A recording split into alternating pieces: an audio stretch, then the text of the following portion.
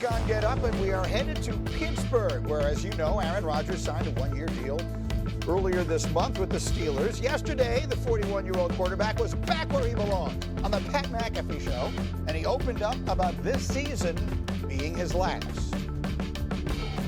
Yeah, I'm pretty sure this is it. That's why we just did a one-year deal. Steelers didn't need to, put any extra years on that or anything. So, this was really about finishing with a lot of love and fun and peace for the career that I've had. I mean, I played 20 freaking years. It's been a long run. I've enjoyed it. And when this is done, I'm done. And you won't see me.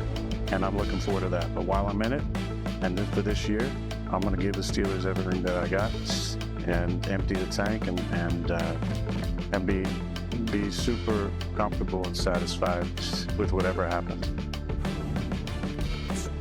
Why are you applauding that? I'm not criticizing. Why are you applauding? I mean, as it should be. I think he deserves an opportunity to be celebrated, to tell everybody, hey, this is my last year. What happened in New York, that narrative, you can't go out that way. He just want to come out and be who he is, a representative of who he is, an organization that he's always admired, and I think he deserves the opportunity to go out that way. He's one of the best to ever do it. He leaves us desiring more. When I think of Aaron Rodgers and I think about his career, I think about miseducation of Lauryn Hill. It's like, man, is that it? I mean, after giving us so much great moments early in his career, you waited for the follow-up, and that second album just never hit. You never got it. And I think he's underappreciated. He played at a destination, at a team, and an organization where it was hard to get free agents to come in. When you think about all the other greats he's compared to, there were cities that was easy to get free agents, and they never loaded up. Right. It's just tough to get free agents to come out there. I can't think of the biggest free agent to ever go to Green Bay to say, I want to play with Aaron Rodgers. So I think sometimes that gets caught up in the narrative of him, because when you think about Peyton Manning and all the places he went, he was able to get Eric Decker, he was able to get Demaryius Thomas, Emmanuel Sanders. He was always loaded. Fair enough. So yes, I mean, Rodgers is an all-time great. That part of his legacy is secure. How much people will remember the way it ends, he has a chance to write that last chapter. I find this interesting, Kmart. He says he's going to play this final season with love, fun, and peace. And maybe I'm just inserting my own self into this, and that's a dangerous thing to do with anyone, in particular with Aaron. But I would think the reason to play is to try and win it, right? I mean, I got one more shot to win this thing. And I guess the question is, if you're saying it's 1 year, the pressure is on to do it right now. That's the interesting thing about this Rodgers situation, because I do feel like there's pressure on him because this is it, except I don't see this Pittsburgh Steelers team as a legit, they can win it all this year. So for Aaron, I think, we look at Aaron, the legacy on the field, but then there's also the other stuff. Like we talked about this on the meeting, he talked about you won't hear from him again, but while he was playing, he was trying to host Jeopardy, he had a Netflix doc, he's going to be the vice president of the United States. Right. It doesn't point to someone that you're never going to hear from, but, who knows? But I feel like I'm glad as a storyteller and as a reporter, I'm just glad for clarity. Because as the person who was dispatched to Pittsburgh and all these cities, you don't want to always have to say, Aaron, are you coming back again?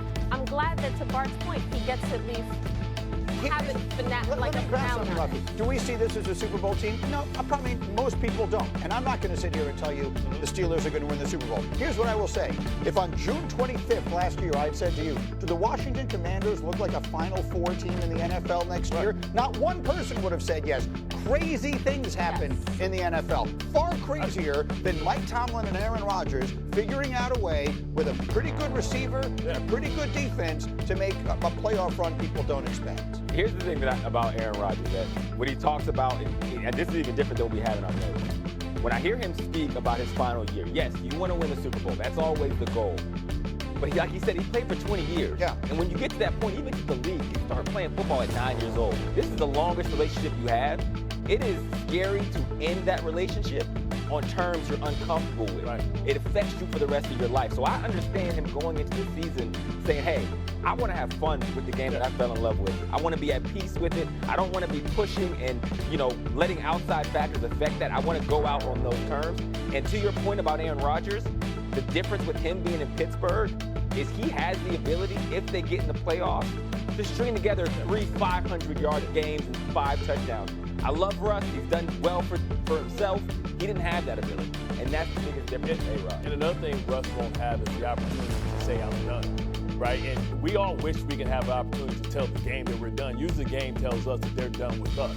So this gives him the opportunity to go out on his own terms. He has no restraints. He has no expectations. Expectations are low. He don't have the expectations. And that's when you perform your best, when you're playing with a sense of freedom. He's loose. He has a sense of freedom. He's just playing for the joy of the game. This takes you all the way back to why you started playing. I think they came on. I've been asking the question, do you think Rodgers plays better now because he no longer has the weight of an entire franchise on him? The Jets basically brought him in and said, here, please do everything. Yeah. Teach us how to be everything. Build our culture, teach these young kids. In this case, he just has to walk in and play quarterback. Mike Tomlin will get you 4 wins just being Mike Tomlin, Yeah. 4 to 5 wins. I think in Pittsburgh there's another leader in the room. It just doesn't have to be. I think they have a culture there that's established by that one voice, which is Mike Tomlin. I do think there is pressure because it's Mike Tomlin and it's the Steelers in that division.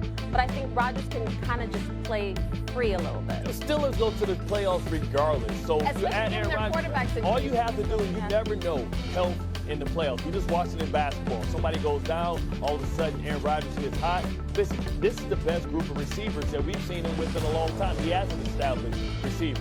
We've seen what he's done with the guys, the Greg Jennings and the Jordy Nelsons. He's been a guy that has created and made people's careers that we've never heard of. As long as that offensive line stays healthy and protects him better, the Steelers will show. Can I make one other suggestion, please? And this is for Cindy Morello, our outstanding director. For the remainder of our football conversations today, we have to put Bart and Hawk on opposite sides of the desk. We think they'll have a shot teaser out again. there. Is anyone else as thrown by this? You don't remember the Magic Eye books?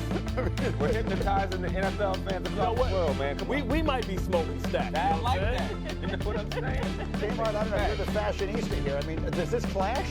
And they look so good. They look good. I'm not suggesting they Oh, don't yeah. look good, but I think we need them on opposite sides. Bounced out. The It's- table's a little lopsided. It's a test pattern working over on this side with the jackets this morning. Simple Linda ain't never been this fly. He saw me in plaid and still wore that jacket. Challenge. I blame him. As we continue, does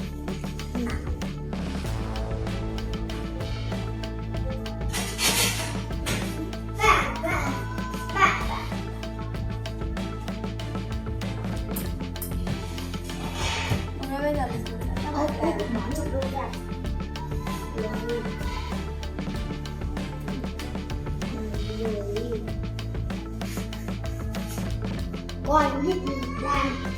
con biết đang cái gì, cô anh biết là cái gì thì cô anh đang viết cho con xem nào, biết đang cái gì là dụng cụ. Biết là cô đang không có keo nến để làm nước bông hoa hồng đẹp chứ.